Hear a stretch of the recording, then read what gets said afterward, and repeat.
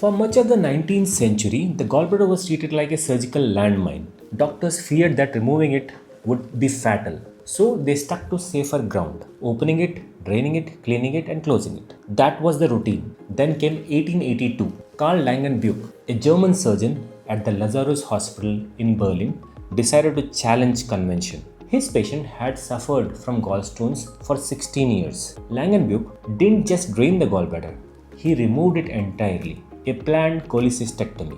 At first, the medical community dismissed his report. Too radical, too risky, but the results spoke for themselves. His patient recovered, and over time, the surgical world began to listen. By the end of the century, cholecystectomy became the standard treatment for symptomatic gallstones. And it hasn't changed much since. Stephen Covey once said, almost every significant breakthrough is the result of a courageous break with traditional ways of thinking. Langenbuch embodied that courage. Hi, I'm Gaurav and you are watching Gut Instincts. Today, we are diving into a core topic in this series about the gallbladder. What surgery is done for gallbladder stones?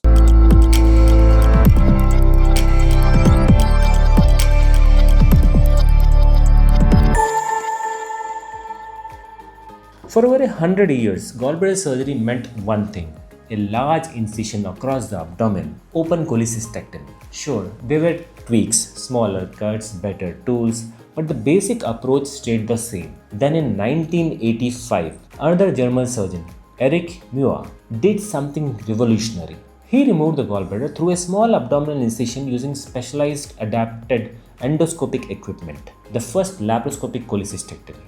The surgical community didn't celebrate. They resisted. Muir's innovation was met with skepticism and silence, but history repeated itself. Just like Langenbuch, Muir's method eventually proved superior. By the early 1990s, laparoscopic cholecystectomy had become widely accepted.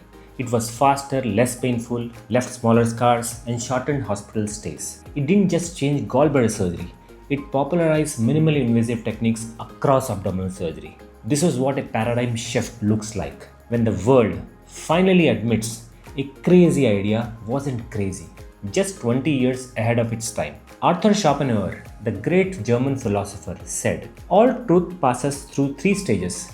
First, it is ridiculed. Second, it is violently opposed. Third, it is accepted as being self-evident." Today, gallbladder surgery comes in different flavors. The most common is laparoscopic cholecystectomy, but there are variations, single incision techniques, and robotic assisted methods. So what does laparoscopy actually mean? It's a word with ancient Greek roots. Lapara means abdominal wall. Scopine means to see. Put them together and laparoscopy literally means looking into the abdomen. In this video, we won't dive into why gallbladder surgery is needed for symptomatic gallstones. That's already covered in our video on treatment options for gallstones. Today, we focus on how the surgery is performed. Different methods, same goal. Safely remove the gallbladder with stones from the body. Let's take a detour to the dinner table. Think about eating rice. You could use a spoon, a fork, chopsticks, or even your bare hands. The goal is the same. Move food from plate to the mouth. The method, that depends on culture, comfort, and occasion. Gallbladder surgery is no different. Whether it's open, laparoscopic, or robotic, the aim is to remove the gallbladder safely. The method should serve the goal, not become a badge of sophistication. But sometimes we lose sight of that. Social media debates erupt over which eating method is healthier. People obsess over cutlery, forgetting the real point: the quality of food, the hygiene, and the joy of eating. Thinking fancy cutlery is better than using hands, that's just dumb. In surgery, the same logic applies. A surgeon who focuses on safe gallbladder removal, regardless of technique, is far more insightful than one fixated on the method itself. Yes, more surgeons are mastering minimally invasive techniques thanks to modern training. That's good news. But sometimes, inadequate training combined with the pressure of a capitalistic healthcare model can be a recipe for disaster. And here's the twist. Many surgeons today aren't trained well in open techniques, the very bailout methods needed when things go wrong. Patient safety should always come first. Having the latest technology doesn't automatically make a surgeon the safest. Even a Volvo XC90, one of the safest luxury cars, can't save someone who refuses to wear a seatbelt. Now let's zoom in onto the gallbladder. The gallbladder is a small pear-shaped organ tucked directly underneath the liver on the upper right side of the abdomen. Part of its wall lies snug against the liver's undersurface. It's nestled close to the bile ducts which carry bile from the liver to the duodenum, which is the first part of the small intestine. The gallbladder connects to the bile duct via a small tube called the cystic duct. Its blood supply runs close to this duct. Meanwhile, the liver's main blood supply, the hepatic artery and the portal vein, run parallel to the bile duct, right near the gallbladder. And it doesn't stop there. The duodenum and sometimes the large intestine also lies close by. So when we perform a cholecystectomy, we have to cut off the gallbladder's blood supply, clip and cut the cystic duct, carefully detach the gallbladder from all these neighboring structures without causing any damage. Let's now understand how minimally invasive gallbladder surgery actually works. In laparoscopic surgery, often called keyhole surgery, 4 small holes are made in the abdominal wall. Each hole is just 5 to 10 millimeters wide, roughly the breadth of a pencil. Through these tiny openings, a thin tube with a camera and light called a laparoscope is inserted along with miniature surgical instruments. But here's the clever part. The abdominal cavity is inflated with carbon dioxide gas, like blowing up a balloon. This creates space inside the belly, allowing the surgeon to move instruments freely and see everything clearly. The camera sends magnified images to a video monitor, giving the surgeon a detailed view of the internal organs. It's like performing surgery while watching a high-definition movie, except the stakes are very real. This technique usually results in less pain, smaller scars, shorter hospital stays, and faster recovery compared to traditional open surgery. But it's not without challenges. It requires specialized equipment, advanced training, and has slightly increased risk of bile duct injury. Robotic cholecystectomy is a variation of this method.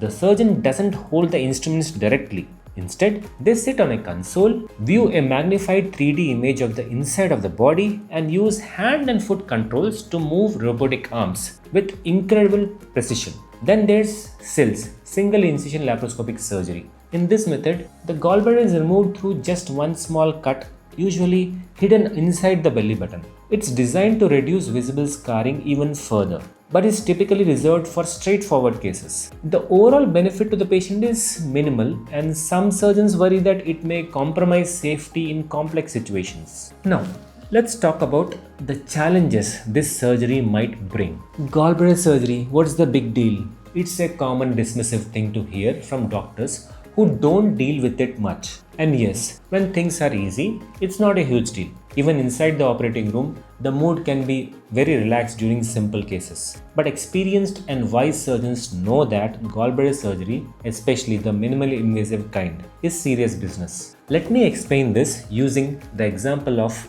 Test cricket. Chinnaswamy Stadium in Bangalore is known for its batting-friendly flat pitch conditions. The bounce is relatable, the boundaries are short, and scoring runs feels effortless. Bowlers, especially pacers, often feel like their skills don't matter here.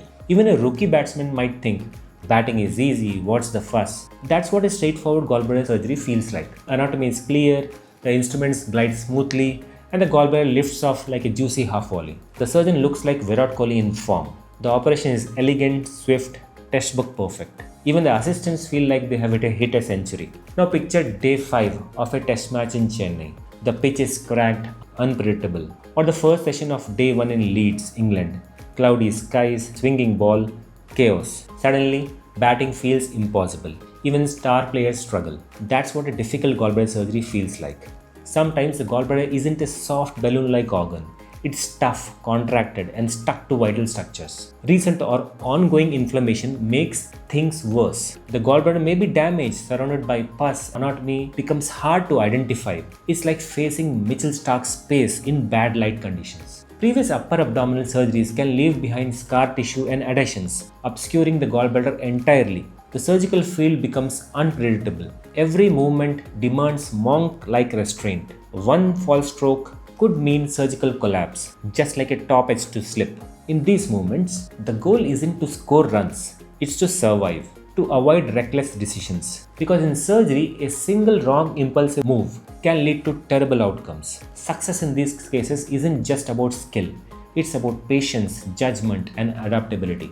Here's the good news. Surgeons have strategies to handle difficult situations. One option is subtotal or partial cholecystectomy, removing only a part of the gallbladder that's safely accessible and leaving the rest behind. This technique has been around for decades. Sometimes, the leftover portion causes problems months or years later, but in most cases, it doesn't create major issues. Another option is conversion to open surgery. If things get too risky during laparoscopy, the surgeon may switch to a traditional open method. This isn't failure, it's a wise decision. The surgeon and the patient shouldn't be fixated on the keyhole aspect of surgery. Safety comes first, and sometimes the best option is abandoning the surgery altogether. If the gallbladder's condition is too bad, it may be safer to stop the procedure. As we say in medicine, a living problem is better than a dead patient. The surgery can be rescheduled later or the patient can be referred to a higher center. These decisions require calm, clarity, and courage.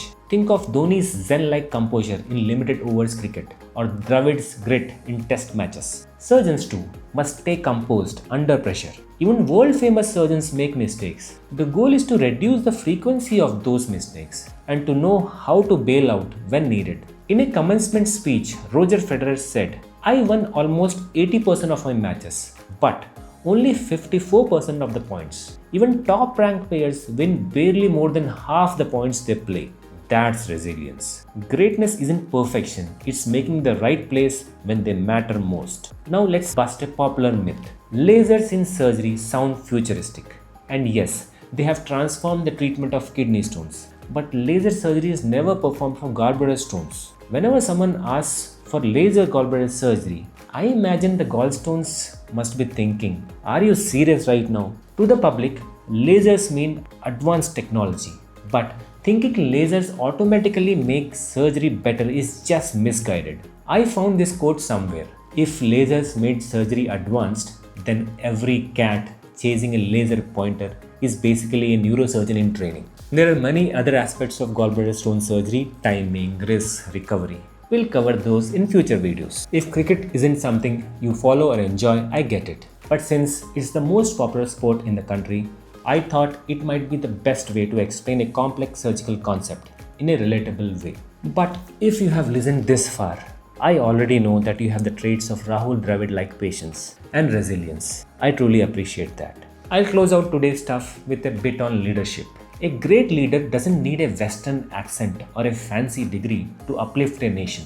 What matters is a clear vision, a grounded heart, and the courage to navigate complexity with integrity. The rest, eloquence, credentials, are just icing. The same holds true in surgery. High-end gadgets mean nothing if the surgeon lacks intent, intellect, and judgment. In fact, without those core values, technology can mislead more than it helps. Just like a leader who speaks good English and looks impressive with an expensive education, but lacks the vision or intent to truly serve the people. We have seen that play out in India, and the lesson is clear. Substance must always come before style. Hopefully, this video gave you insight into the intricacies of this surgical procedure.